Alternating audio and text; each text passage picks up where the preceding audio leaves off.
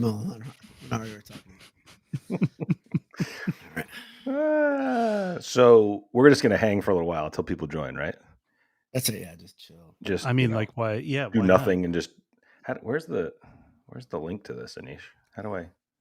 You've been traveling a lot with work, Jay? Not a lot. A little more than usual lately, but still not a lot by old day standards. Manish has a lot of news. The stuff you just whispered to us before behind the curtain. Yes, I know. I was about to say something. I was very interested. Tell those extended stories, but then Jay Money hit the live button, and now we can't. We're not. There's stuff that's not fit for public consumption. Yeah, I guess. I mean, like, listen, I've got to keep some mystery about it. Like, of the three of us, I have to be the man of mystery. Oh. Yes, I think that's good. That's what keeps the ladies coming back. I think that's it. It's a little bit of thirsting is not bad. Right, you're right. Hey, now look at everybody back here. Hey guys, we're back. Hey-o. Are people in? They're coming in. People are dropping in. Oh, then it's time for this.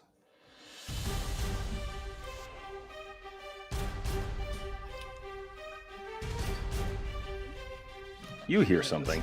Tremendous. Hold on, I'll turn it up louder. Oh, I hear it. No, like it. Oh, there we go. Oh, there's our technical difficulties. The music. Did the music trigger it? That's what happened because I hit the music. So what that does, we can only have two people and a music stream. The internet can't. I mean, and his is. We all know that Boiler Dowd's is the heaviest stream, and so that's the one that drops first. Stream. All right, it's the Boiled Sports Handsome Hour. It's the season premiere. Season preview. Season premiere. Premiere preview. The premiere in the premiere we preview. All the above. Anish and I did not plan this, but we both have on BS swag. I don't know which side I'm supposed to lift up, but my BS logo. Turn my mic off. Out of practice. We're in friggin' peak form here. Yes. It is all. Jarvista says we got all. Isn't Jarvista? Isn't that a medicine? I've been noticing Jarvista over the summer here over Boiler Dowd's great quick cast. Okay, wait a minute. While he's gone, we have to praise him. His quick casts are amazing. By far, not even close. It's the best Purdue content that's out there. There is other Purdue content out there, both professional and non-professional, and all of them, hard to tell apart sometimes. And Boiler Dowd is not even close. It's the best. Like his stuff this summer has been so great. There's one particular one that was the what do you call it? The Brain Trust, I think, where if you haven't listened to the quick cast over the summer, because like me, you just completely kind of tune out during the summer and you're ready when August hits. Listen to the one that is, and I'll link it too, but listen to the one that is the Brain Trust one, because it's an hour of Boiler Dowd actually breaking down this roster. He does the homework. He tells the stories of some of the players. Some of the stories are incredible. Some of them, it was the first time that I had heard them, like this 27-year-old, or no, maybe not 27, but 25-year-old 7th year that we've got. But like, it's amazing. It's amazing. It's incredible. Many of you, like Greg McManus, know this. You've been there every week. You've been there live every week. But while he's gone, we have to praise him. And yeah, Greg's always here. It's amazing. I don't know, Greg. Like, how do you explain to your family that you're going to go spend time? I'm curious what you guys say. Do you say I'm going to go watch an internet TV show? Gonna go watch. Well, I mean, to be fair, once once Boiler Dowd picked me up from my childhood home, we were gonna go have lunch, and my dad was in the front yard. That's one of the best things ever. And I told him I was gonna go meet my internet friend was gonna come pick me up. Older man that I met on the internet, I think is what you said. Yeah, it was a good start. As good as the start of the show for me today. It was great. I legitimately spent the entire time you were gone praising you, and I will do it no longer. Well, that's enough. You will not hear any of this never again. No, that was amazing what just happened. You guys know I do this all the time, but it's not through Restream.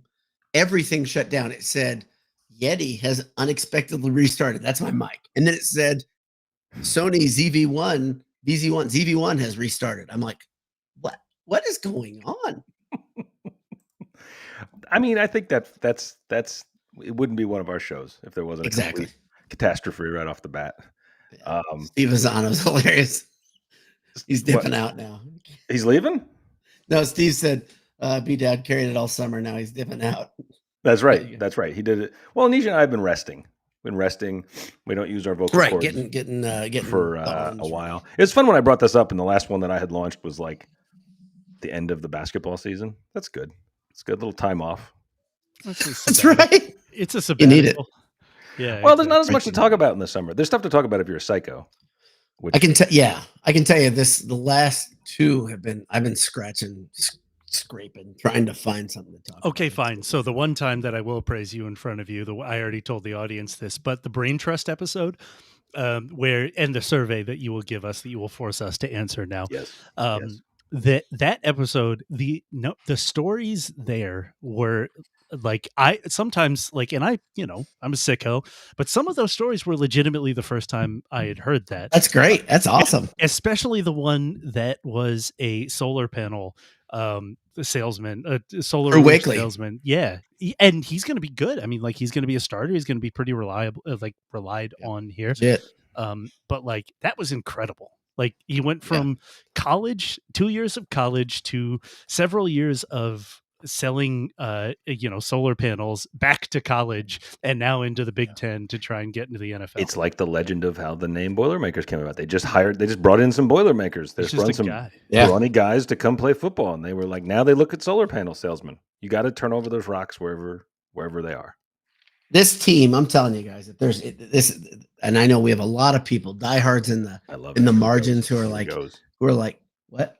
No, I'm excited for you. I can hear you. You're already in on these guys. Oh no, I'm in because like the whole thing is like, I've talked to so many people, not only on here but in real life. People that are like, oh, I saw the podcast, and they'll start telling me, they're like, I'm having a hard time digging into to football. I know it's the NIL era, the portal era, and I'm like, there are stories here. These are some hardworking dudes that are just trying to find their break. Like a director of technology, by the way, and that's why I laughed. It's a good one.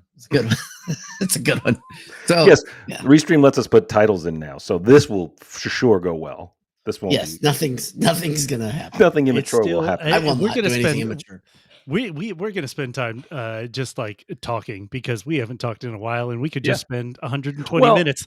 My favorite era of this was the soundboard era, when Boiler Dad couldn't go 6 minutes without clicking. 6 minutes. And another little it was a lot of another little behind the curtain thing is, we talked earlier today about. I'm going to this is not going to surprise anybody, but we could have spent time talking about what we would do on this show, and instead we spent time creating AI generated photos of ourselves. Correct. And then why debating them, and then debating what was better. And then there was one where all three were me. And the weird thing is, AI doesn't know what to do with me or Boiler Dad. White people, it has no idea. With Anish, it just keeps making him more handsome or younger. Right, exactly. The only thing it changed was his hair. And the rest and my race. Well, a couple times. I think I was every race on Earth, but that's fine. You were just a dark skinned guy, a tan dark skinned guy. Yeah, it could have been Sicilian. Guy, Exactly. Totally. We'd just say, no, browner. Make him more brown. Dialing it up. Yes, exactly. Jay had a great quote. All of you that are afraid of AI taking over the world, they can't even get any. It doesn't even have a spell check. Every time we put something in, it spells boiled wrong. Like, I don't think we have boiled. Yeah, it's not going to launch nuclear. It can't get the codes. It can't spell words, so it's not going to get any of that stuff right. You know what I think they sandbag for stupid shit, and then once they lull you into, there's no threat here. You know what I thought about today? So November will be 19 years since Bold Sports was launched, which means, if you count that season, because we were talking football that season, this is the 20th football season we'll have covered. That's great. Insane. Yeah. Anish, you've been here more than half. More than half. Yeah. It's pretty stupid. That's awesome. It's pretty dumb. It's like when Jay first met you. It's just like when you have a kid, you can't remember life before you didn't have. Can't remember your life before a niche. You guys used to take so many romantic trips together, but then all of a sudden, the world was. We were including this bright new shining star. Bundle of joy. Thank you. Bundle of joy. Exactly. Thank you. Yeah. That's awesome. The fact that you've been in podcast years, you've been doing this 1,000 years, Anish. So 1,000 years, 2013. Yeah, is when we started. Yeah, I mean, back when we used to write, you'd make comments about that. We used to write on the site. Every now and then, I get inspired, and I'll write a couple posts. But I don't know if anybody reads it. You guys can both still write. I've forgotten how to do it. I don't even know how to type anymore. I just it's like this. I pick up my keyboard. I just start yelling at it. Yeah, it's close. I mean, it'll work at this point. Yeah. So I don't know, where do we begin? So can I begin with something before we do anything? Please. I want to wish AJ's a happy birthday.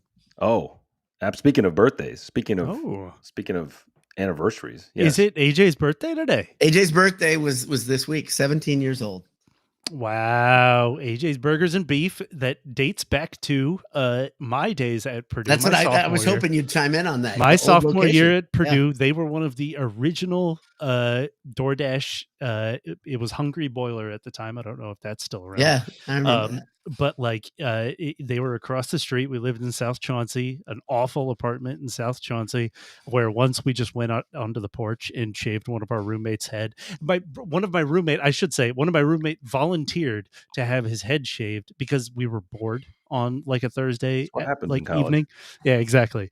And that day I remember that we ordered a ridiculous amount of AJ's. AJ's has been like feeding me since I was a child. That's Thank awesome. you, AJ. That's great. Happy birthday. That's great. Now in much better digs near the fire station. You've been saying 5 minutes from victory. I love that. What does that mean? It's good. That's Adams. I love it. And I don't even know. He hasn't even told me way to pick that up because he put it in a little Instagram post. I'm like, dude, that's brilliant. That's gold. It's that close to Columbus? Oh no, that's not. Why would I say that? That's terrible. That's mean spirited. Hey, let me ask you guys a question before we dig in too far. Are you guys feeling as good about the entire football roster as I am? Yeah. This is my favorite. This is my favorite annual tradition. Is not just you, but the people who are like, they continue. This starts in like July, and they start talking themselves into it, and they're like, I don't know, man, 2-3 wins, I'd still be happy. And then all of a sudden, it's 4. Then you got somebody in the chat who's like, a couple breaks, and there's a bowl out there, and you're like, whoa. There are many people. There are many sickos that visit here regularly that are saying 6 to 8 wins. 6 to 8 wins. No, 68. 68. You missed 68 wins this year. I said in one of our chats we have with other friends that if Barry Odom wins, if he goes to a bowl game this year, he immediately vaults into an all-time favorite. I think so.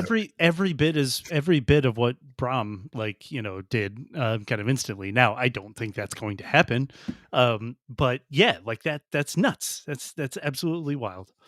I feel like about the roster. Who's on it? Greg McManus says yes. I feel great about the roster. Who's on it? That's awesome. Yeah. Doesn't matter, man. Do you remember the number? You might. Well, Dad, you've got a weird memory for these kinds of things. Do you remember the total number of new players? It's insane, right? It's more than I reported because I said it was 53. I was going to say it's in the 50s. It's like it's worse than that. Might be upwards of higher 60. than that. I think it's up from there. It was 53 players this fall who had never had a Purdue practice. So that means if you go back to the spring, did I hear the number right? I think you're right. It's a ridiculous number. And it's one of those things where you're like, man, this is such a colossal task to put this all together. Well, this is the only dude 85. I heard 83. Ted Berkey says 85. So it's up there. It's in the 80s. Think about how ridiculous that is. But is it that ridiculous by today's college football is this is what the fact that you can remake a roster like this was not possible 10, 15 years ago. It was literally not possible. If you were bad, you were going to be bad for a long time, right? You had to have a couple good recruiting classes in a row to have a chance of getting better. and now you can get better overnight. And the fun part is they won one game last year, so getting better is a pretty low bar. Looking there's the whole concept, right, of like what used to be year zero, right, which is just like the first year you're turning over the roster, you're turning over coaches, you're installing a new system. You can't really judge progress until year 3 or so, year 3, year 4, when you have a full cycle of your team. That, I mean, with the last coach, that was not true, right? I mean, with the last coach, what we saw was that, like the thumbprint was on his thumbprint was on the team immediately, and the bottom fell out, obviously. But it's like that. I mean, we kind of shown that even at Purdue, at a place as conservative in terms of changing, like a quick draw changes, as at Purdue, it took 2 years, and that was it. Right. Yeah. Right. Well, you've also observed that, and I love this observation, that Odom clearly knows like everybody. He knows players. I don't know how he does it by name. He's got to keep all that in his head because he has to know who's leading for each position and who's the likely guy to start here and there. But it gives me the confidence that even, I mean, let's be honest here. They're not going to be a good team, but right. But there, I think the other thing I've been saying is that if they look like competent, coached, they look like that their coaching staff has seen a football game before, I think that's going to be a huge step forward. And Purdue fans have proven since, I mean, the weird thing is the bottoming out during Hazel, right, when nobody was there, and then the excitement that was immediate upon Braum coming in, that held into Walter's first year for sure. And then into last year. It's held into this year. I mean, like season got people going, all right, that's fine. That is absolutely fine for that sort of a drop off with Braum leaving it as he did. And everyone was totally fine with that because you ended with a bucket win. You won 4 games. You won a road game against Tech. So you were like, okay, it's fine. And then they did what they did last year. So, but I don't think you've lost that excitement. I think the fans are going to be back this year. I think the hope is there. They are. Yeah. Season ticket like numbers are crazy. I mean, considering how the team was last year, right? Mm-hmm.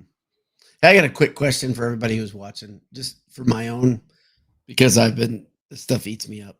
How are the audio levels? Do we sound close to the same? I think we sound good.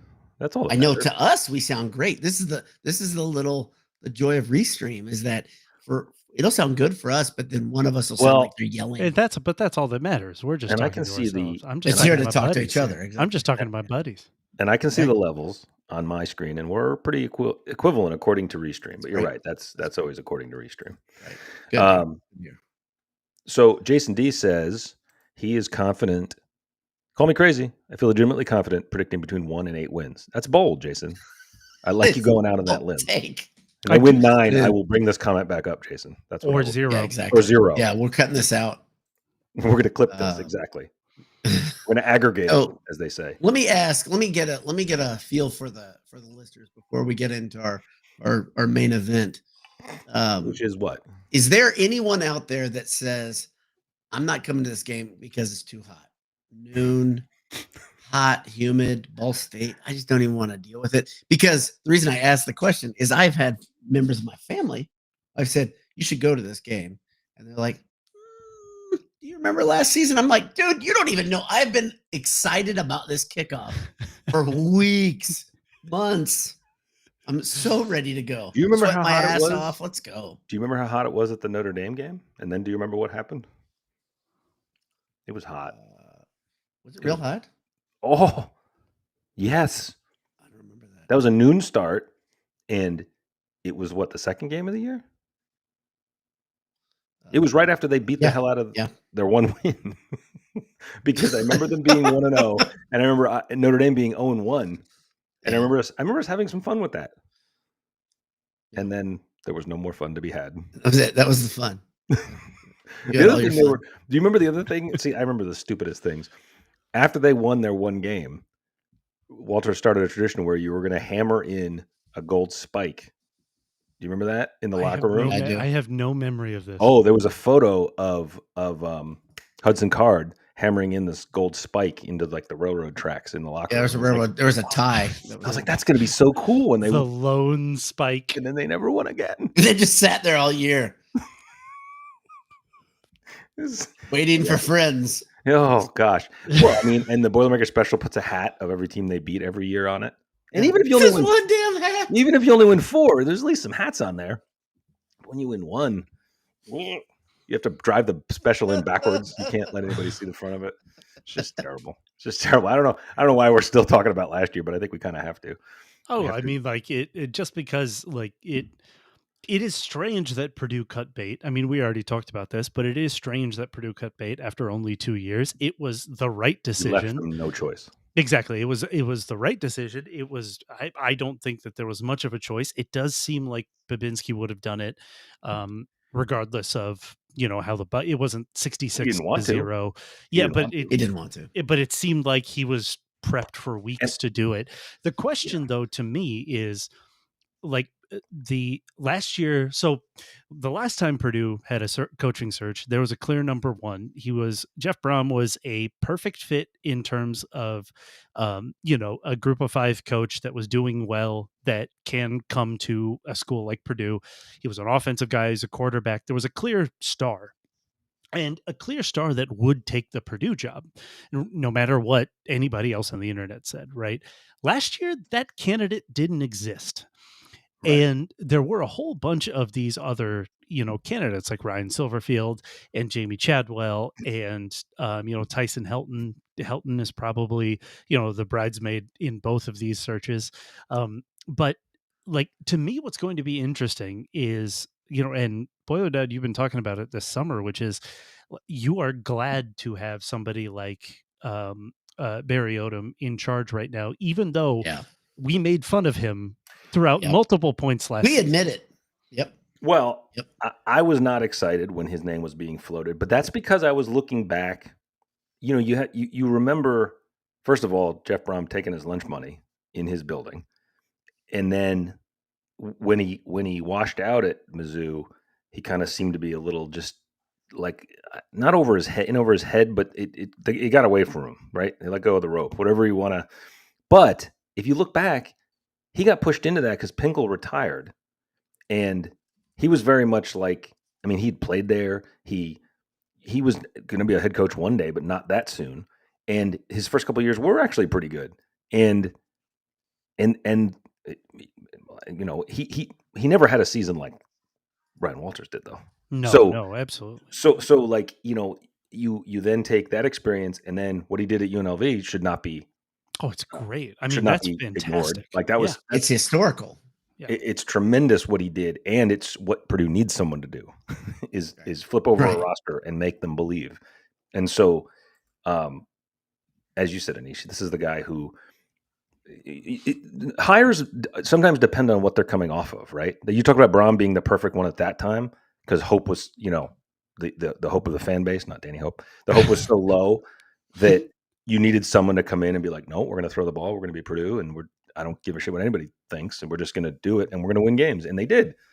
And Barry has talked about that. He said, we're going to win games. Like there's not this like, well, patience and this and that. They know that's not the thing anymore. You can't really do that. And I'm more, I don't know how confident I am in, bowls, but I'm very confident this team is going to look like they're prepared to play football every week. Yeah.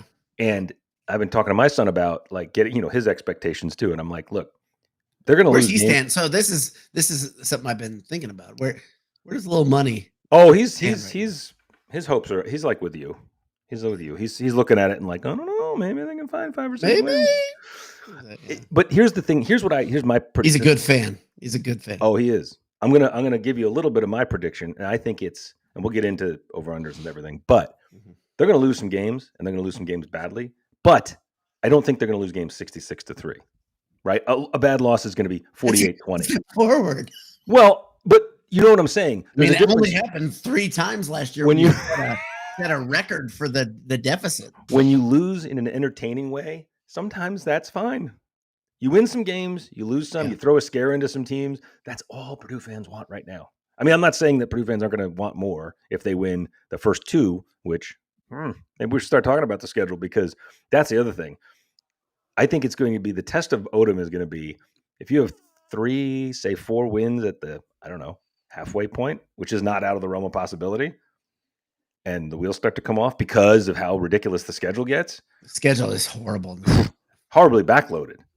I mean, the back third is. But let's be honest. Wouldn't you? I think you'd rather that. I think you want to get some wins. You don't want to start with. Look at November. Would you want to start with that and guarantee an 0-4 start, and then you got to get everyone's energy back up? No, you want to start with some wins. That's why IU only schedules what they schedule, and I think next year they're going to have some high school teams to kick off the season. Right? That's right. The whole league, I think, is actually a good way to. By the way, what in the hell is happening in our comments? Why, where everyone has fallen in love with the niche. It used to be just limited to older women. I know. I don't like it. I don't enjoy happening. it. It's not great. Yeah. I will say though, let me agree with them. Your hair looks fantastic. I haven't gotten up to that yet. Mike, same to you, brother. Thanks. Same to you, brother. So if you're wondering why he looks younger, I'm telling you, that's a good haircut. That's a good haircut. Anisha's Riz is not limited to the moms. No, it is not at all limited to moms. Now, Noodle, don't please. Noodle says Anish looks younger. Does he mean relative to the guys on either side of it? Yeah. You guys, younger than what? Yeah, that's younger than true. Or younger than last year? Because come on. Yeah, he looks pretty. I've been drinking more water. I've been drinking water. You know what I mean? So you're like, that's it. One of my favorite bits in Hollywood is they're like, how'd you get so shredded? I'll be like a dude getting ready for 300, right? Years ago, decade, right? Or getting ready for a Marvel movie. And they're like 8-pack, their tries are huge. They're like, oh, I ate tuna and I drank lots of water. You're like, shut the hell Diet up. Exercise, man. Chicken and broccoli. Exactly. Just eating real lean. Get up, I run 1.5 miles every day. And that's it. It's like when Ryan Kerrigan just lifted a lot. Just lifted. Lifted and hydrated. Oh my gosh. We got some comedians in the comments too, which is always the thing. Forget it. Nathaniel? Just a new spelling of Nathaniel. Can we get some appreciation for Bulldog's hair too? Yeah, hair though. Yeah. Symmetrical head is really important. I'm glad I've got it because I've had it. You do. I mean, honestly, like if I could not be bald, my head is too long and pointed. I don't like it. I don't think I would like it at all. I don't think so either. Yeah. Only one way to find out, gentlemen. We do that one night this season. Just all comes off. Yes, Anish got a new mic. It is high tech too. I can tell you that thing is. Listen, I don't know. Is that Shure? What brand did you get? Is it special? Listen. Let's make sure that it works first. Then we can. We're not getting paid. We're not going to talk about that. Fair. Exactly. Well, speaking of getting paid, we have to. We already getting paid. We already thanked AJ's Burgers Beef Beer. Please go there pregame. Tell them Boiler Dad sent you. If the boys are there, they give out hugs if you mention Boiler Dad's name. I don't know if that's right. That's one of those. That's the trick. It's like the secret menu at In-N-Out. If you know these things, you ask and you get the hug. Yeah. You might get a Boiled Sports mug, magnet at the bottom of your beer, which I mean he confirmed. Oh, they're back live, by the way. Yeah. Oh, they got alcohol. Liquor license is back live. I think. This is why they're a perfect partner of ours because they do things like that too. They're like, oh, whoops, no alcohol for the summer. Sorry. Did anyone order chicken? Oh, they didn't do that, by the way. That's just because that would be just as zany, though. Did anyone order chicken? But they do. Have they made the announcement? We just did. No, they haven't made that. I don't think. Oh, okay. I don't think there's any official. I mean, like that they're ordering salads. That's right. Now. Yeah. Salads. When Adam tells me we get the green light, then I will. It's going to instead of beef, it's going to be burgers, quinoa, beer. Exactly. Yes. I got to tell you, Adam, if he's listening to this, this is my favorite thing. It's a recurring theme in my house. So I'll be like, let's go up. We'll see LBD. Let's go to AJ's. And she's like, did they get broccoli on the menu yet? I'm like, no, they didn't get damn broccoli on the menu. You know why? Because Adam says nobody wants to buy broccoli. They want to buy beef. Yes. They want to buy. This is not a complicated formula. Beef and beer. Exactly. Yeah. Now, it has crossed my mind to bring a pocket salad to AJ's at some point. That would be pretty funny. Just bring in food that makes no sense at all and be eating it and be like, Adam, this salad is fantastic. Dude, that would be It's hilarious. great, guys. That would be hilarious. Like one of them Aldi salads that you just pre-mixed. And you just That's what I did. That's an awesome idea. The optics of that sound awesome. The other friends are Home Field Apparel. You should go to Home Field Apparel, get yourself some apparel. Can I talk a little bit about Home Field Apparel? Please. I am currently wearing a Home Field shirt under this, even though it is not a Purdue shirt. It is a University of Pittsburgh shirt. That pretty cool. You've got a pretty decent non-Purdue Home Field bench. I got Virginia Tech. I got the Gobblers, the Fighting Gobblers. Awesome. I got the Fighting Okra, which is great. That's awesome.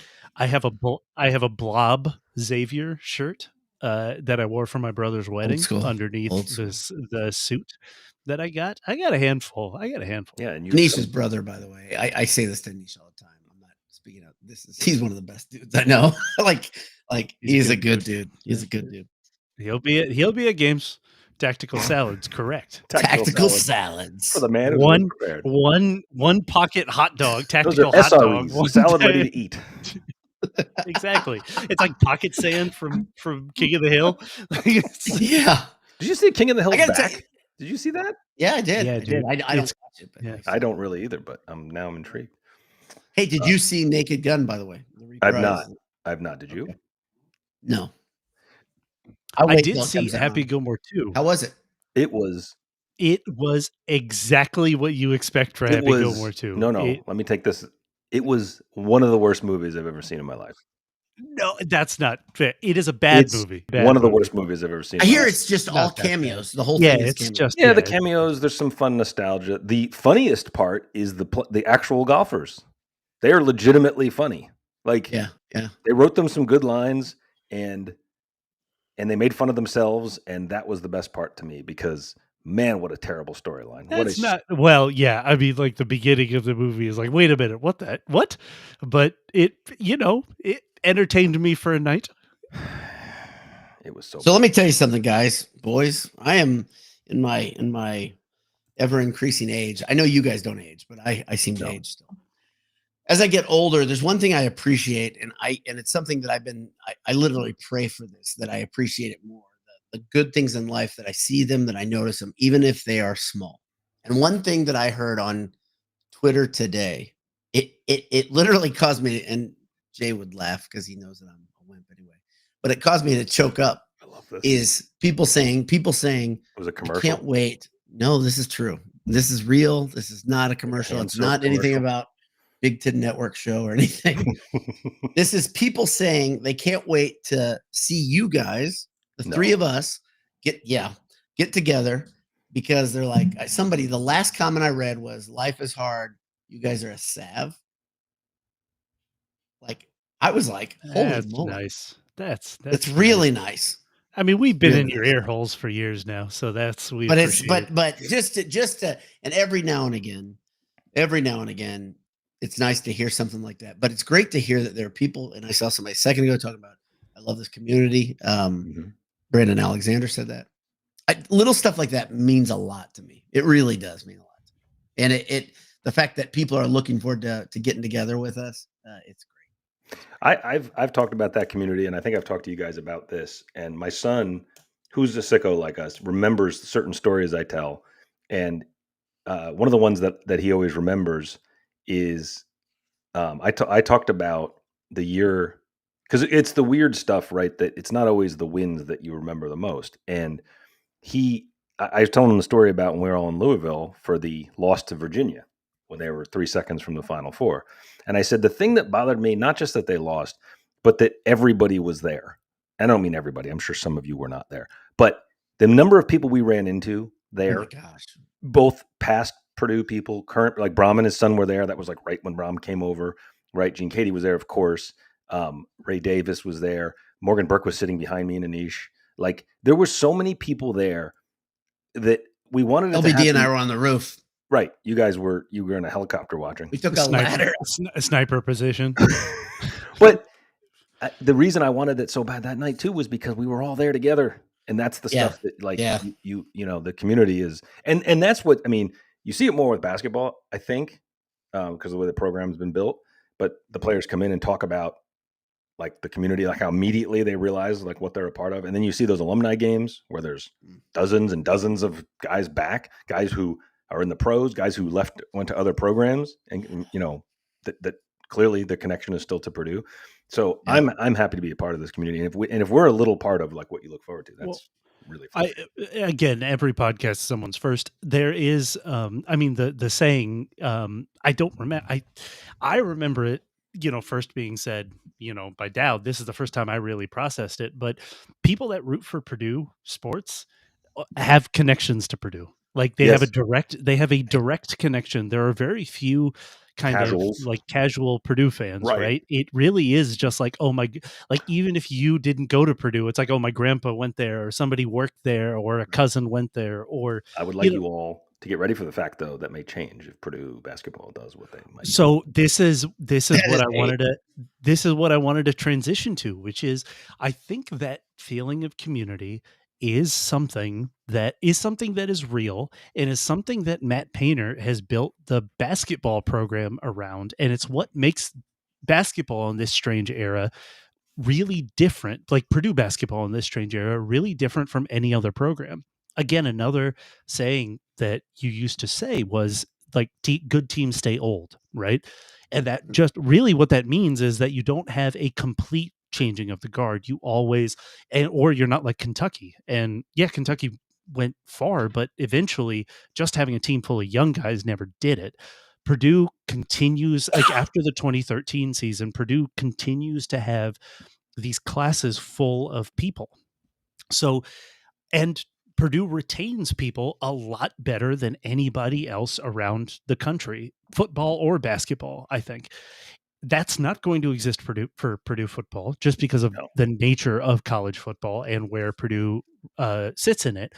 But the other thing is, like, I think that the stability and the continuity and the understand, like the um, uh, uh, internalization of people's stories and the ability to see them grow and all of that. What the things that we like about that, those things that we like about college sports will still exist in basketball. It will. And it's only because Matt Painter is our coach.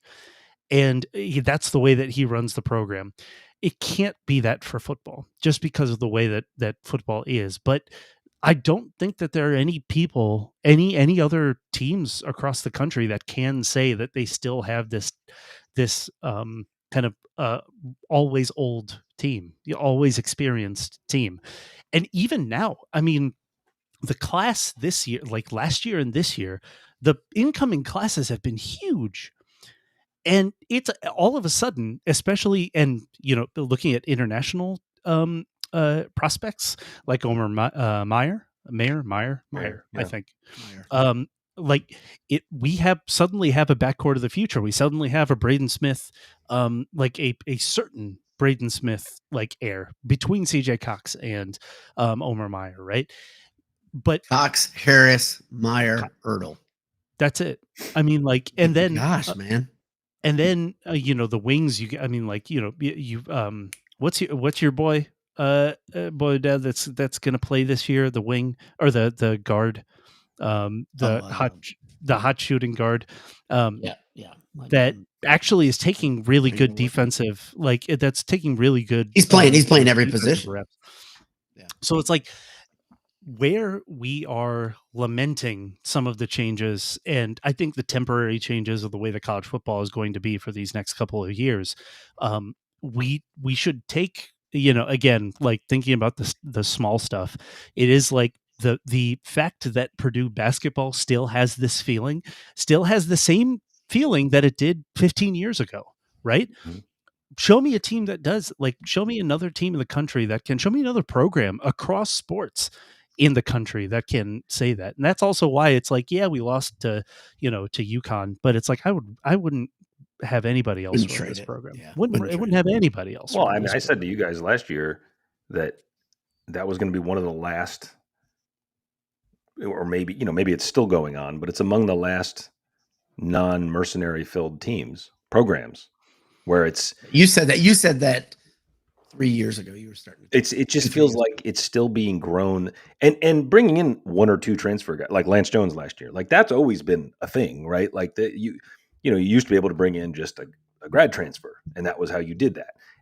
But Painter's sort of stuck to that model where it's like, I'm going to build what I'm going to build, and then I'm going to bring in a guy here and there when I have a spot open. I do think the tournament last year, where the Final Four was what, Florida, Houston, Auburn, and Duke. I do think that actually also shows you that Continuity. those are the 1 seeds, but Florida had those guys for a couple of years. Yep. Like those are teams, like Auburn had those guys for a couple of Continuity years. is Those so are teams important. with It's continuity. so important. I mean, look at the programs. Like there's one in Bloomington that can bring in whoever they want. They can spend on Yeah. whatever they want. They bring in top talent all the time, and they can't even make the tournament. Like, by the way, not that we should get into basketball yet, but I look forward to the year when they miss. Everybody wants to, by the way, Jay. They're just going to be pulling that rain back for the next. Oh my 3 gosh. years. Yeah, but we have a lot of football to talk Dude, about. guys, but can we appreciate the fact that Omer Meyer is again exactly my kind of player? Oh, like yeah. it's my like, oh my gosh. And it was stunning like this was months ago, but it was stunning when I realized that he was a 18-year-old. Like, or like a 17-year-old, like that he has 4 years. Now he's not going to stay 4 years, but like this is the thing. It's like and then we got that I think Edie stayed 4 years. Florida transfer. Well, Edie is Edie, man. Like, It's a program, man. It's a program. It's a good program. Braden Smith there 4 years. This is actually also, and I know, Boy Dad, you were worried about this, but it's why I wasn't worried about Braden Smith, even though there were a ton of like warning, even though I think any other program would have lost him. Like, I really do think any other program he would have been poached. And that's not to disparage him. It's like, take the money, take all of this, but it's like to win at Purdue means something a little bit different. And he experienced that. He knows that. He was Purdue's starting point guard for the first Final Four in 40 something years. Yeah, 44 years. It's like he gets it. And that's why it's like, and also like his seat, the person he took over for was Zach Edey. And it's like, oh yeah, it's fine. It's fine. Everything's fine. Okay. This is still in my head. This is still the era of Edey, because it is just like everybody.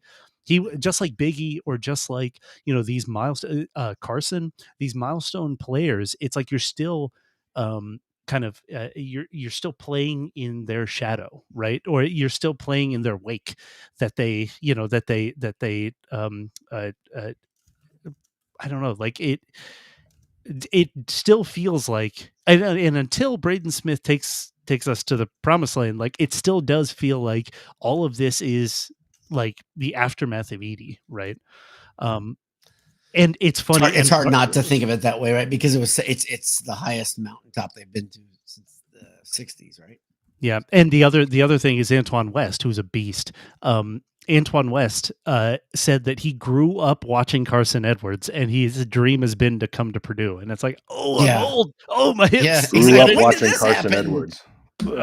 I gotta do my hip stretches. Good gracious.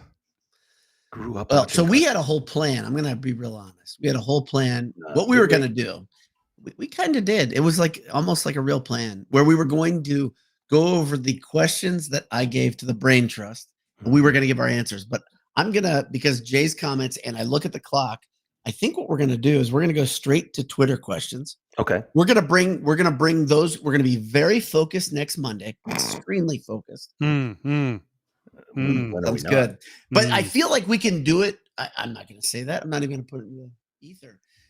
We're going to do that. Let's do that, Jay. So let's go straight to 2.5 hours. There's a few. I would be on for a long time. It is great to be here. And by the way, Josh Cussell said he spoke to a Purdue QB tonight, and he's fired up. I have talked to a couple Purdue football players in passing in the last 2 months, and they're all pretty dialed in. I love to see it. I love the fact that the media, the Big Ten Network story that they told, doesn't look like it matches what the local media are saying, but I am taking that with a bit of salt, in that we understand that it's tough to be media covering Purdue. We also are not media members of the Purdue family. We are adjacent. We are next door neighbors to the media team. And I here's what I think. I think it's not going to be as bad as BTN thinks it's going to be. I don't think it's going to be as good as maybe some local types have covered, which would still be a pretty good place. And I think it's, one of the things I try to remind myself of too is that like the Big Ten Network is looking at the whole conference, right? And they got to pick somebody to be last. But you don't play. This boy, isn't the oh old, boy, boy, oh boy. But this isn't the old days. You don't play everybody in the conference. So are they Oregon? No, of course not.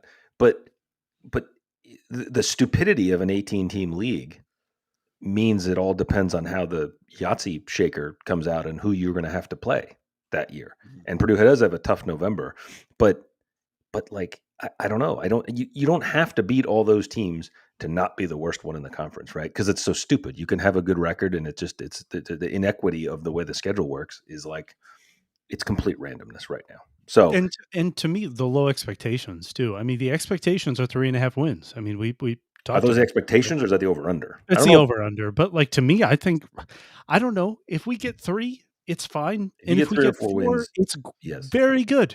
It's Yeah. very good, right? And anything more than that is like miraculous. Yep. Yeah. And so it's like I don't think that I think this team is talented. I think the problem that this team has is the same problem that every other team in the Big Ten has, which is that it's a new team. Every team has so, Yeah, and you don't now know. not as many as Purdue, but every team has so many new pieces like this. That being said, okay, let's talk about the squad, and let's be let's start with the good stuff. I am a fierce proponent that building a team starts with the trenches. I think Purdue's offensive line is going to, I agree with you, Dowd. I think the offensive line is going to be solid. I don't know if we've got 2 all Big Ten players, but I do think that there's enough experience, and Barry Odom has enough of a track record that his teams have tough offensive lines. The running game is going to be solid, and the passing game is going to be non-existent. I think that is something that I can be pretty comfortable. Like, I think you've been kind of talking around this a little bit. I am terrified. I think this is going to be a bruising team that wants to bleed the clock, that is going to rely on running game, that's going to rely on punching people in the mouth, that's going to be a tough defensive team, and is going to try to ugly these games out. Right. And there are a lot of tea leaves out there that point right at that. And that's why I called that one quick cast small ball, the subtitle, because I said, if they can shorten the game, then anything can happen in the fourth quarter.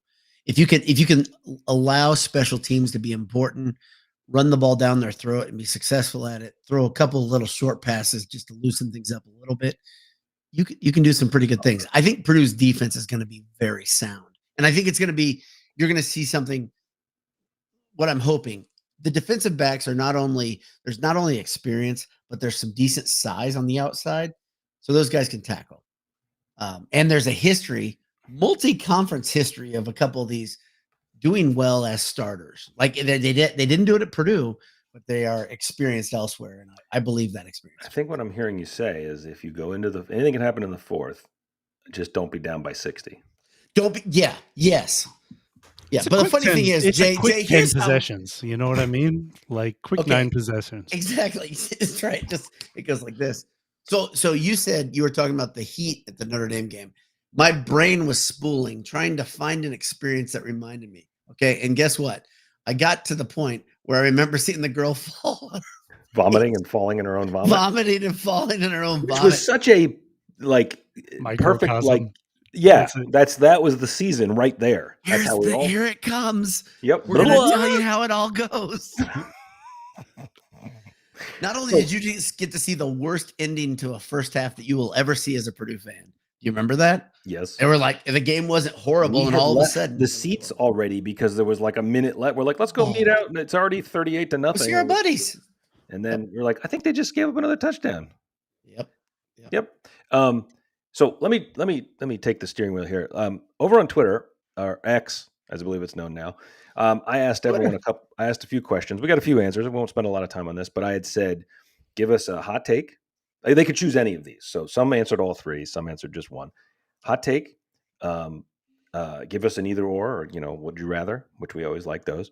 I also said, because I've been talking a lot lately about the things in life that bother me, the irrational things that bother you, right? Like, the things that just annoy you and you're like, commercials for you. You hate certain commercials. Well, but just stuff that doesn't matter, but you Right. can't explain why it pisses you off so badly. Right. And so I was like, I want to hear what other people say. So let's just jump over there. And let me start with a hot take. Brandon Alexander, who I believe is also in the chat here. We've also put him up a couple times. He said his hot take is Odom and the boys defeat USC in week 3 to spark the new regime in West Lafayette.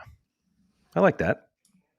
Man, a lot of people are taking the USC thing. I do think it's just because it's, because they were Lincoln down last Riley. year. Yeah, Lincoln Riley doesn't look as shiny as he did a couple of years ago.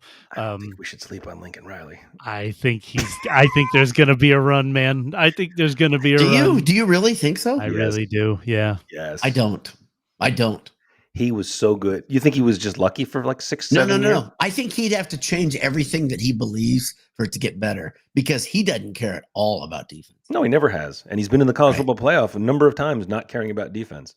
Yeah, it's true. Sign me up, buddy. Yeah.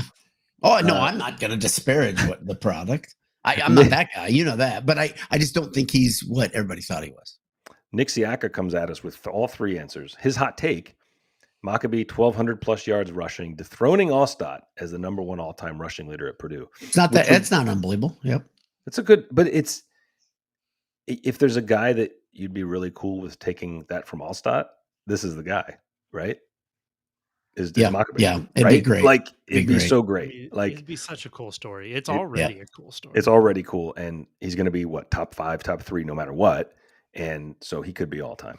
His either or from Nick Siaka is, and would you take a Purdue basketball national title?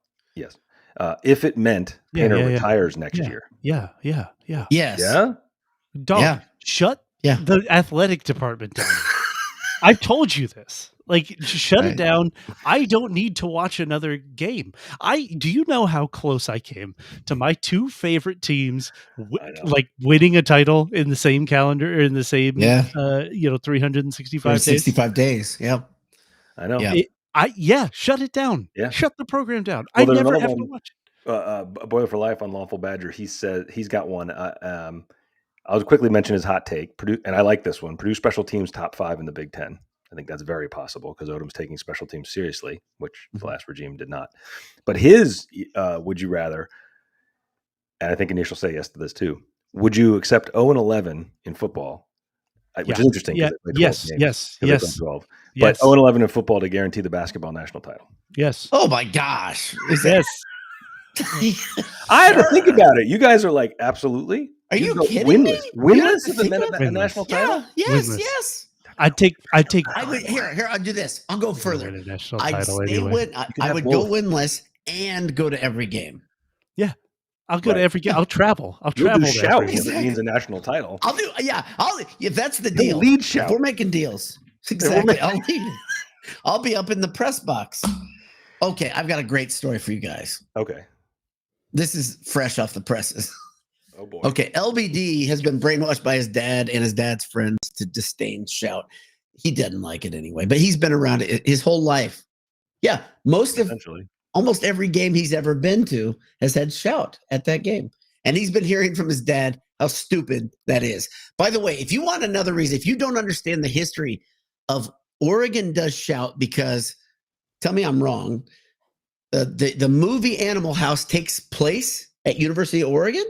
Right? Is that right? Like, I don't think it actually did, but I think it was filmed there or something like that. But they've been doing shout since before Purdue did shout, right? Correct. We should just switch to jump around. So what the hell? Right there, that's enough. You're derivative already. Okay? That bothers me. It's not unique. And it's easy.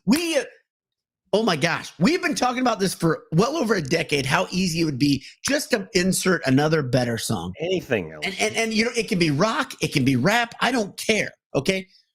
My son, though, is a BGR leader. He's a Boiler Gold Rush leader. And they do it. He called me last night with my bit to me. I am coming home from the airport on a business trip, so I couldn't look at FaceTime. He was walking out of Ross-Ade saying, Oh yeah, I'm coming. I'm going to make that phone call that we talked about because that's my bit that I leave the seats every time Shout comes. He was calling me as he leads the young people to learn about traditions. He's not playing around with Shout. He does not want that one to be handed down. Sadly, tens of thousands of young Purdue students are all in already on Shout, and they 500% tariffs on football. Yes, Chris, I have season tickets. I would take that. Chris says, I'd take that. Yes, I'll take that. Tariff on football tickets for the Natty and basketball. Yeah, I think. And we saw Steven Azato said 0-12. That's how we balance the budget. All right, I'd do it. 0-60 to get a national title. As I whispered a moment ago, they're going to win the national title anyway, so you can have both. Yeah, just say. But I guess they're saying it would guarantee it. So I guess in this. And then before I move on from Unlawful Badger, his irrational thing, and I don't find this irrational at all, he doesn't like, is people who don't put the silverware all facing in the same direction. That is I'm totally in. Totally in with that. I'm really glad that's not you mean like the knives aiming the wrong? No. Oh, come on. That's insanity. I have an animal. Can I tell you the level to which I take Can I tell you how I take this to the next level? As I load my dishes, I put in the same row, facing the same way, the small spoons, the big spoons, the small forks, the big forks. In the silverware thing? In the silverware thing, they have to all line up. They have to match when they're dirty. Oh no, that's like that. I like that medication. I'm with you on the dishwasher insanity. So it's weird.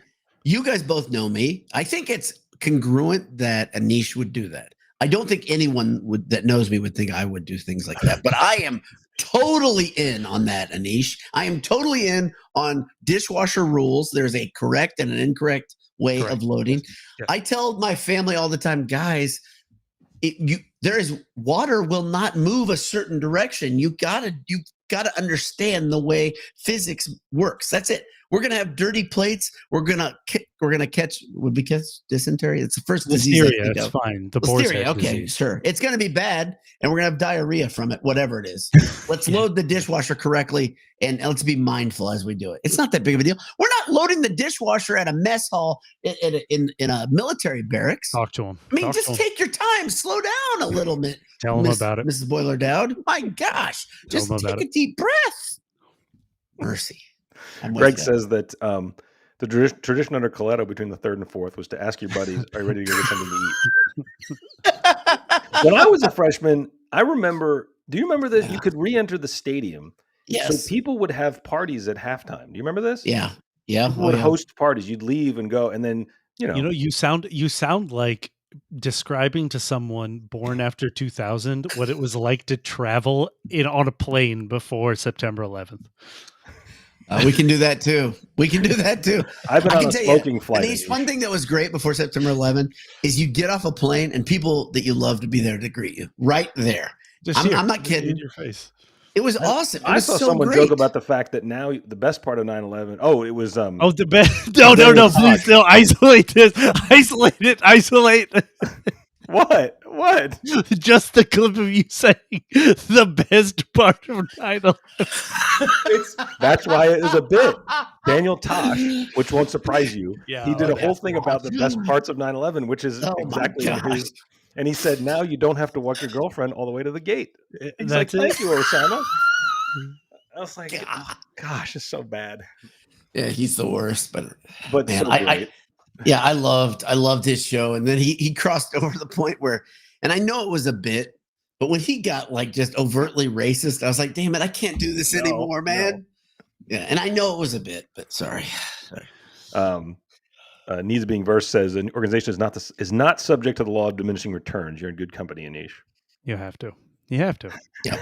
Steve says he's already clipped by me saying that. So that's great. That's just what I need. Good. Yeah. Awesome. Jay, you said you have many people that have had interesting comments on Twitter, correct? No, not many. I said there's not many. We've basically gotten the best ones. So okay. Do we jump in? Do you want to do an abridged version of our? Yes. There's no rules here. That's true. All right. We're at an hour. All right. So Jay, you're driving. Let's. You want to kick it off? So here, I talked about the questions that were on the no, I'm not going to ask. I'm not going to do that. You're driving. But the questions that were asked of the brain trust we're now reflecting back on us. Okay. So the brain trust was not us. I just want to be very clear about that. And there are members of the brain trust that are in the margins. And I asked them, I told them, I said, hey, maybe it stays secret, maybe it doesn't. I like it staying secret. I think it's fun. But there are members, when I say there's plural, here tonight with us. Wherever they are. They're not dead. They're not dead. I don't know where this is going. Exactly. In spirit. So you want to? You don't want to. We surveyed them and then we killed them. And then we tied them up and said, "We got what we needed from you." That's great. Do you want to go over the questions so people know what we're talking about? I can do that. I can do it. I have them right here. I don't. You want me to do it? If you want to do it, I can do it though. Over under is 3.5. Mm-hmm. What are you picking? I'll just go through them all. Number 2 is what will the record be? 3, give me your surprise win of the season. 4, who will be offensive MVP and defense? Well, your question was who will be in offensive MVP / defense? Yeah, I assume you mean offensive and defense. That's awful. I sent that to everyone, by the way. The trick with surveying people is to ask a question that they can't figure out what. That doesn't make any sense. Exactly. Because then, right. And then who's your surprise impact player? Can't be a player from above. So you're asking people to know at least 3 players in the roster. This is the thing I was super impressed with, actually. I thought that was yeah. So where do we want to start? Over under 3.5? Is that where we're going to start? Why don't we just do that? Let's start there. We haven't heard. I've actually answered this before, but you guys can, if you wanna start, you can. First of all, let me say, is that maybe the best over under that's in recent memory? It's perfect. It's right there. That's why Vegas knows. It's brilliant. So smart. Because we did this game last year about over-unders the rest of the Big Ten. And I did look back at what we said, and I don't even feel like replaying it. And we were so wrong about everything. IU's was like 7.5 or 6, and we were like, way under. Yeah. But 3.5, I'm going to – this is one of those the brain says under, the heart says over. I'll go over. I'll go over. I look at the schedule, and actually – it is difficult for me to see Purdue only winning 1 game after the opening 2, which I think they win. Man, are you guys sharpieing those first 2 games? Because I am, but it's I am. But that being said, I do tough era. So tough era for lower division. Again, like it is hard for me to look at that and say Purdue doesn't beat like 2 of those teams. But I do think that I take the under. I do think that I 3. I do think I that think 2 wins and then 1 the rest of the way. Okay. Whoa. So 3 wins. I'm going to say 4. And let me just throw a comment in about that winning the first 2 games. I think I said this to you guys off camera, among many other things. I think because I've watched Purdue football for 30 years, it's as likely that they lose to Ball State and beat USC as it is that they start 2-0. Wouldn't that be the most Purdue thing ever? We're chaos. That's how Joe Tiller kicked off his career at Purdue. Right. So. Nobody wins their first game at Purdue, right? Like, man, Ryan Walters, I think didn't he? Maybe not. I don't remember. It doesn't matter. Who cares? That's all in the past. It was Fresno State. Fresno State was his first game. Yeah, Fresno, and he almost did. I mean, great game. Again, that was close. That was a great game. Yeah. He pooped that one away, though. Oh, by the way, not to. I do this all the time, where I just jump back to another thought because when they fleet through your head, you have to grab them. Right. When I talked earlier about my son being a sicko, and he was listing his favorite Purdue experiences, and the top 3 was Purdue Mizzou football against Barry Odom. Yeah. Which, how did that end? Was a loss. It was a loss. He was like 8, and he watched David Blatt throw for 500 yards. That was a great night, though. Fun night. That was so fun. And Purdue also got screwed on you may remember, right? Didn't they have a touchdown that was called back that they scored and they claimed he was? Yeah, it was a touchdown too. It was. Okay, so B-Dad, where are you with the over-under? And over. Over and how many wins? 4, 5? 4. 6? 4. I'm 4. I'm gonna hold my but this is your brother Bill is talking himself into 6. You've noticed that, right? I have noticed that, which is hilarious. So great. And this is one of the guys that literally more than me will just walk away. Oh yeah. When it's going poorly, he just will leave. Okay, so that's the first two. Surprise win of Let the it be. season. Surprise win of the season. Can I go first? Mm-hmm. Yeah, go. Indiana. I love it. That was where I was going to lean. And people will say that's not a surprise win, but yeah, it is. Oh No, no, it's it's a- a huge surprise. People are drunk if they don't. It's like they Barry forgot Odom knows. last year. See, this is Last another year thing I did like about- happen. This is another thing I like about Barry Odom is he's an old school football coach, college football coach, and always a college guy that he knows how important that is. He knows he how does. important it is. And they will not. They were circling the drain so badly last year that you knew that was going to be a bloodbath. There was Right. no doubt about it. I don't think we knew it was going to be as bad as it was, but and I think we've talked about, and we haven't touched on this. Old coach Google me down south. He's. There are going to be teams. If you have the chance to step on their throat, our team's going to want to do that. Mm-hmm. My one caveat with that, IU has a couple things that are really tough to counter. Very good wide receivers, and they finish their games incredibly well. Oh, Well, but that's why it's a surprise, right? their offense is going to be really good. I mean, and Real their good. wide Real good. receiver core is going to be incredible this year. Like It they're could a be the best really in the good Big Ten, team. which doesn't make any sense. He's a really good coach. Google me's a really good coach. It is what it is. He's a perfect villain because he's hateable and good. Like so, he matters. We've you know talked what about I mean? this many times. You want IU and Notre Dame to have coaches that you can dislike. That are easy. Brian Kelly was perfect. Brian Kelly was perfect because he's never going to win a title. And their current coach is a Purdue guy. We're not. My one thing with that, I'd love to tell my boss at work, who's a Notre Dame guy, that Notre Dame has to go to Purdue for all their good coaches, right? All their programs, all their. And we could say the same thing if you were a Western Kentucky grad. You'd be like, dude, we love Western Kentucky. I think the next shirt, home field apparel shirt that I buy is. Oh no, I did buy. Dude, the Hilltopper's wonderful. I bought the dunking. The blob. Yeah, the dunking Hilltopper blob. I bought that one. Yes. That's great. Maybe I'll wear that tomorrow. Good work. That's a good one. Okay, so I say Indiana. What say you boys? Surprise win. Indiana is where I'd lean if I don't think that this is going to happen. I do not think this is going to happen. It's a surprise win, Anish. Mm-hmm. I don't think Washington is out of the realm. If there is a road Big Ten, you're like one of the first people I've heard say this. I don't think Washington is going to be strong. The downside is that their defensive coordinator is a really good defensive coordinator and knows the team, but the team is completely different. He doesn't know. I want. He didn't know last year's team. He didn't know last year's team.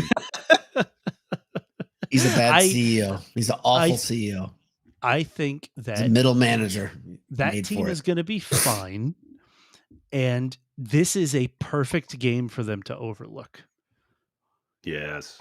I don't think it is outside the realm of possibility. Now, I say this, Washington being one of my favorite non-Purdue schools. Sure. And I think that they do things as well as any other at one point, like top of the sport college football team. Like they do things right there. So, Well, and let me just to build on your point.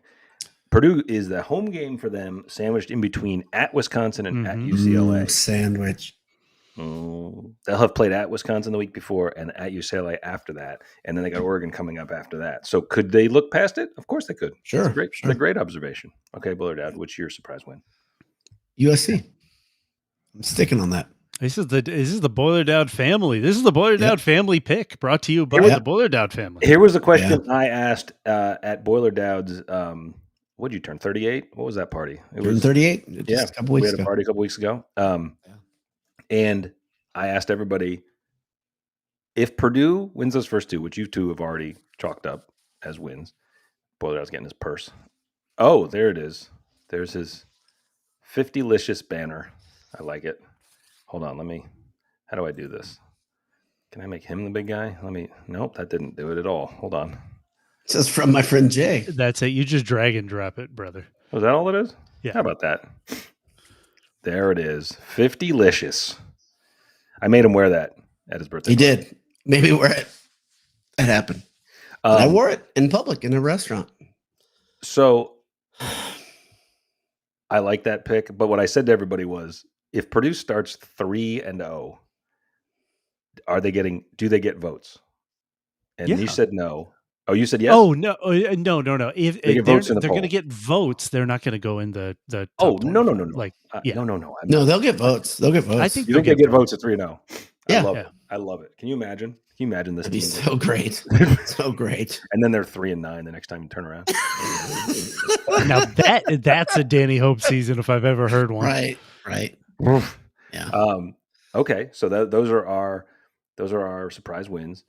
We had some people in the margin here saying, I saw some people say Rutgers. Someone else said Rutgers is not a surprise win. Like, It's not a surprise. I don't think so. Well, all right, hold on. Any win? I'm with them. They had 0 Big Ten wins last year, guys. So I don't think it's a surprise. Sorry. I just can't. I can't slot that way. Sorry. Okay, and we had John Reinert said Minnesota. The thing with Minnesota is it's on the road, I believe, and we've acknowledged this before that as much as you like to make fun of PJ Fleck, he builds a good program. I mean, He's really Minnesota. good. Honestly, Minnesota's turned into what? And I hate should them. be. They are no. I mean, like they are the. They are well. I mean, like no. Yeah, I was gonna say Michigan State under D'Antonio. And they are the team that I Not quite. dislike. They're the team that I dislike the most. But it's like no, they haven't gotten the height, the Mhm. you know, Yeah. The playoff. But they kind of consistently go to things. bowls. But they are. We do. They're They a had a 10-win season consistently in there. very, My very good team. boogaboo. Yeah. So Are they the we got- Purdue of this era? I know. Joe Yeah. Tiller Purdue of this era? Yeah, exactly. I mean, truly, like that. They are Solid, super consistent. They are the program that we hoped for. I mean, like he's in been there. He got hired when Brom got the hired. same year that Brom did. Yeah, Mhm. exactly. This is what, like year 9 then? Mhm. And if there's anybody that I would have said never would have lasted after season 3 or 4, it would have been him, right? Yeah. But maybe he knows there's only a couple conferences you really want to be in at this point. Exactly. Yeah. And I don't know if he can get an SEC job, right? I do think that like Tennessee, like, you know what I mean, or something like that. Not this Like Tennessee, but yeah, Kentucky, you know, like but is that a better job than Minnesota? I would take it. I mean, but whether or not it's a better job, you change And jobs Mississippi after 10 State years. or If they have like a 10 or Kentucky 11 win or season, Vandy?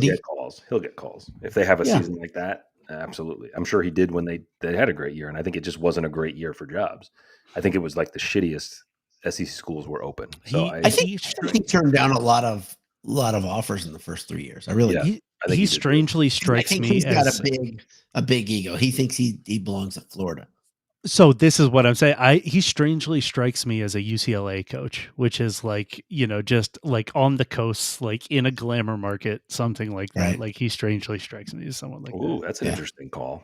Stay within the Big Ten. Exactly. Yeah. Yeah, I mean, we're going to UCLA see that. could turn the page this year, right? Well, and we're going to see that more and more, like, because you're going to see, like, just like the SEC has poached from themselves a lot, just because of how big the Big Ten is. Right. Which, by the way, can we talk about how much of a joke it is that they want to expand the tournament to what, 24 teams, 38 teams, That's stupid. 56 That's stupid. teams? They want to guarantee. Yeah, like the NCAA tournament, you mean? Or yes, the and I think they want to guarantee exactly. I think they want to guarantee like what 17 teams in the Big Ten from the Big Ten in the tournament. It's so dumb stupid. Dumb talk. I love the idea of 12. I love the idea of 12. It's 12 a great what? 12 team playoff. It's going to be 16 next year, right? For the football tournament. Yeah. I thought you were talking about the expansion of the NCAA tournament. No, literally they are talking about what 24, 28 teams. It's so dumb. Yeah. Yeah. And a guarantee of what, like 4 from the Big Ten, 4 from the How does I read the same thing Anish did. How does the Big Ten float that? What do they do? What communication channel do they use to float that? Because so the thing was, Jay, because you look perplexed. There was a story today that the Big Ten has floated the idea of 24 or 28 team playoff. I think the Big Ten and the SEC just decide what they want, and everyone has to deal with it. And I think the way they floated is they just call media people and say, "This is what we'd like." Tell everyone, right? Yeah, see what people say. Yeah, and maybe we shouldn't have buried this an hour and 15 minutes into the podcast. A lot to say. To me, I kind of alluded to this being a transitional like period in college football. It's pretty clear that the top is going to break off that there is going to be a middle tier, but they are going to protect a certain number of games for whatever tier is lower. So for let's say like Ohio State, they are going to protect something like 3 games against Purdue and Ball State and whatever. Purdue similarly. Wait, you put Purdue on the same level as Ball State? That it just anybody lower than Super League, anybody lower than that, like basically what we're calling the College Football Premier League, right? You're going to schedule 3 teams like of your choice so that you get 3 wins, and then you can get a little bit closer to 500 when you play only helmet schools. Purdue's going to do the same thing. Purdue and Minnesota and Louisville and Cincinnati and all of the Indiana and Michigan State and all of these teams are going to end up in the same Pitt in the same tier, and we're all going to play each other for 9 games, and there are going to be 3 games for each team reserved for the lower tiers, which is like the MAC and the Sun Belt and kind of any of these like existing programs right now. That is how this has to settle out. It will settle out like that. It will go back to, at least for the non-premier teams, like it will go back to a regional game, and that is the only way that this eventually stabilizes. It has to. But the thing that I wonder about, because it feels like there are just, like you say, there's 2 groups, right? What happens to the conferences during this? Because it feels to me that's almost like a golden calf for the NCAA for college football for whatever, right?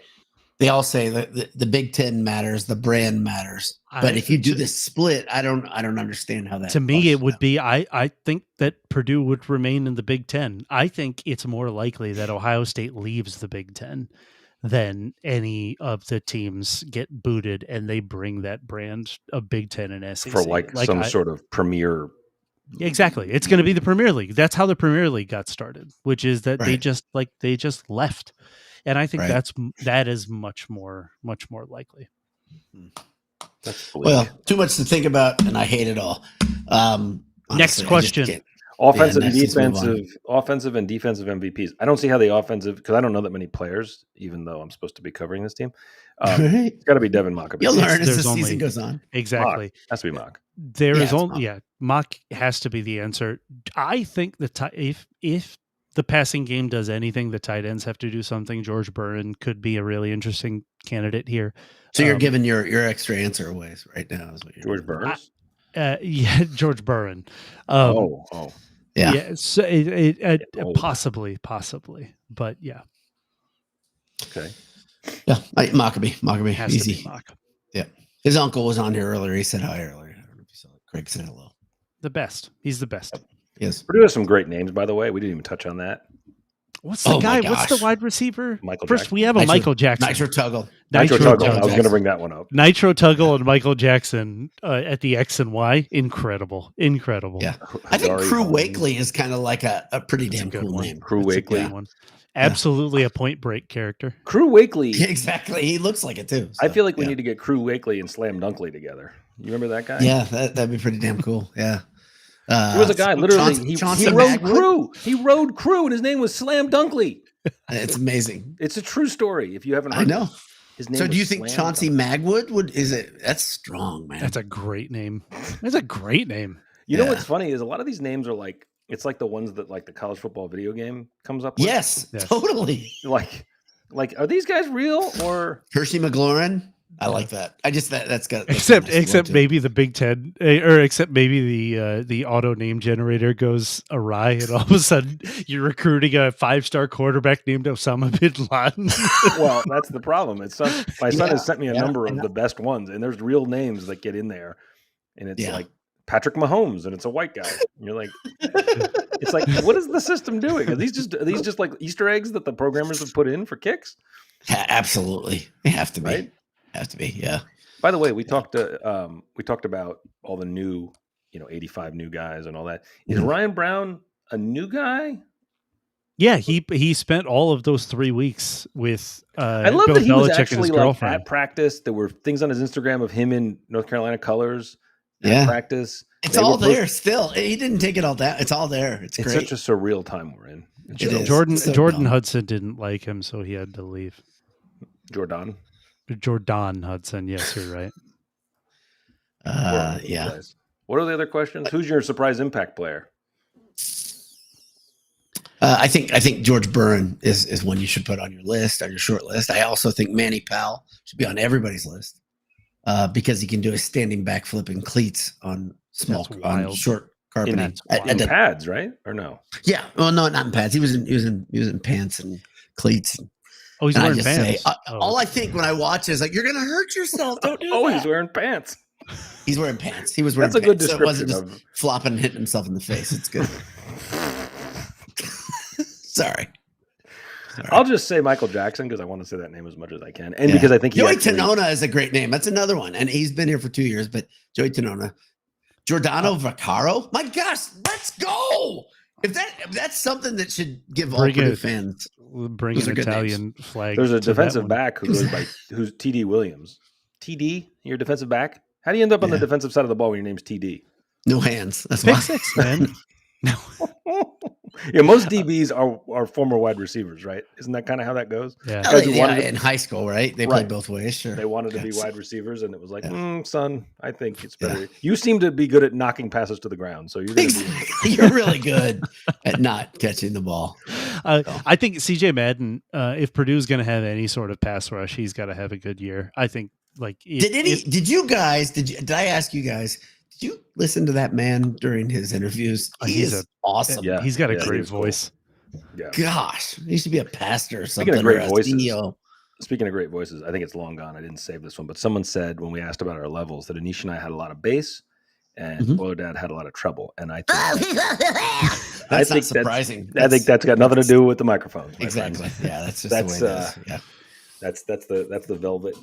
Just the way it is. It's allergy season 12 months a year here. So it is what it is.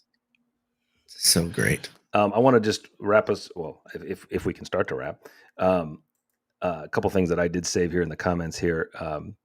Need Being Verse said, I discovered Boiled Sports a little late. I confirm I'm really looking forward to the post-game commentary season. Love having it on as I'm winding down after a game. You only got 19 seasons to catch up on. Just start now. Start listening. Just start now. Just go back. The archives all great there. Quality on those early ones. The audio, you're gonna love it. Terrific. Blog Talk Radio days. I mean, we used to. I mean, we before video was a standard part of podcasting. Yeah, we would do them audio, and you guys recall we used to. I was thinking about this today too. We used to do them on Skype, so we could see each other, but then we would just do the audio. Nobody could see it. And I remember I stuffed like 2 Oreos in my mouth because Anish was like on a roll talking about something. And I was like, I got time. And he sees me do it. And he just, within 2.5 seconds, wraps his thought and goes, NJ, what do you think of that? And I was like, you're such a dick. It's so good. So good. It doesn't matter what point I wanted to make. It's far more important to throw someone under the bus. That's correct. Jokes by any means necessary. Yeah, that was really good. By the way, Devin Mockabee is also a pretty good name. The mock train. It's a great name. It's a great name. Sorry. We're past our hour limit. Yeah, we're in bonus time. This is where we pay extra for the web space. Isn't that how it works? It is. I like that John Reiner says he doesn't know anyone other than Ethan Trent, Mock, and Brown. He's taking Ethan Trent. I like that. I like that pick. Yeah, he's a nice guy. Nice kid. Player. Ethan Trent is a very nice person. Very good kid.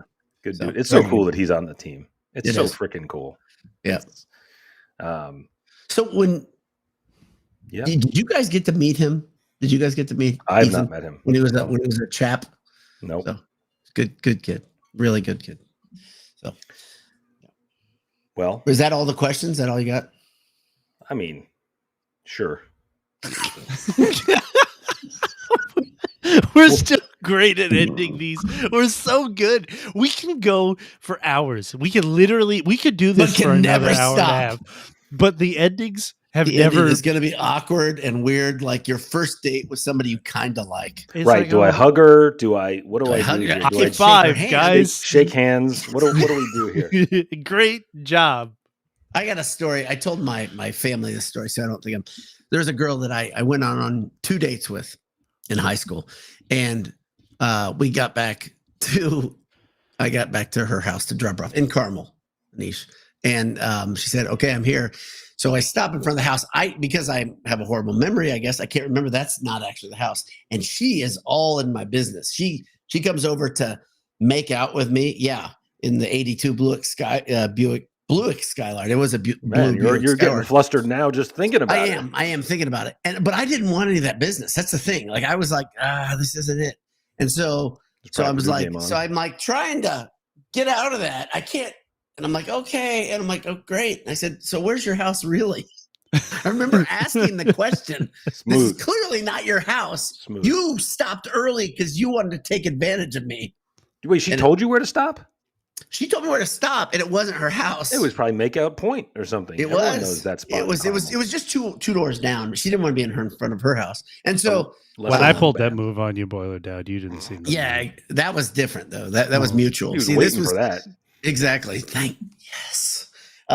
So then we go the half block down. It's 126 in Keystone area, right? I mean, like it's old Carmel. Remember.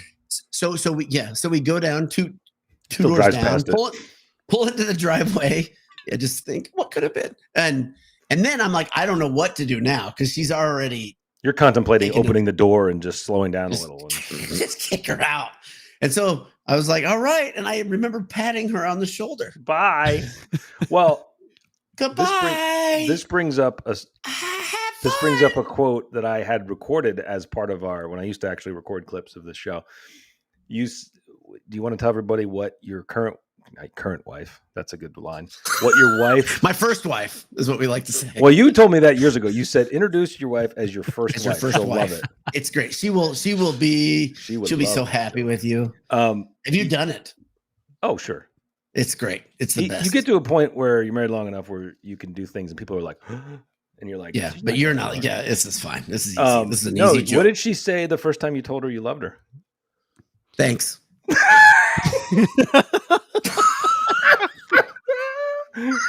That's not a joke, guys. She said, thank you. No, that really happened. And we're married. We've been married for 26 years. Yeah, 26 years. Before that, we were together for 7. We dated for 7. So, yeah, long time. And she said thanks when I floated the trial balloon. That's kind of like the handshake at the end of a date. Right.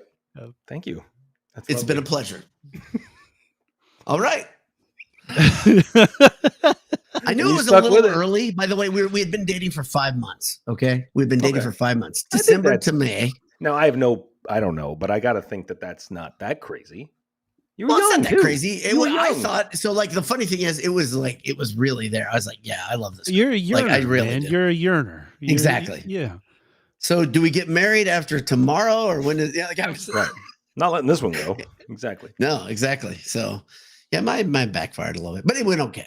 Long run. And that's the funny thing. The first time I can remember the first time I put my arm around her in a movie, how awkward it was because she didn't do the lean in. Like all the lean in is really what makes you feel comfortable. She was just kind of like stiff, very German in her response. Yeah. Yes. Very orderly. There's a place to sit in the movie theater seat, and it is not this way. The seat is curved to the middle. You stay in that curve and you're comfortable. Even if the arm is there, you don't. Yeah. Great core. So why did I keep going? You're asking because I'm persistent and I'm a moron. Yeah. We know it worked out. Yeah. Brian T says barely through the appetizers at Bennigan's, and Boiler Dad hits her with the I love you. I love you. He might have been talking to the appetizers. You don't know. Also on one of our early dates in the first couple, there's probably 3 months in, 4 months in, I had a Olive Garden mozzarella cheese stick, and it was one of those that got halfway down, but I was choking, but I could breathe. And I said, oh,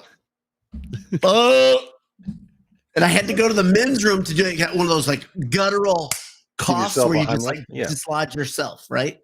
I knew I wasn't going to die, right? But the mozzarella cheese was very long. But your pride died a little bit. Yeah. Well, you can see that the pride that was never really important to me. So everything worked out. All right. We'll be back next week. We'll be back next week to talk to you about Ball State. Yeah, that would be good. And I do appreciate everyone tuning in tonight. I appreciate Anisha's new hairdo. Jay, fresh and mid-season form in spite of the long break. And also I appreciate all the live and the on delay recorded listeners, viewers, watchers. I love you guys. Good night.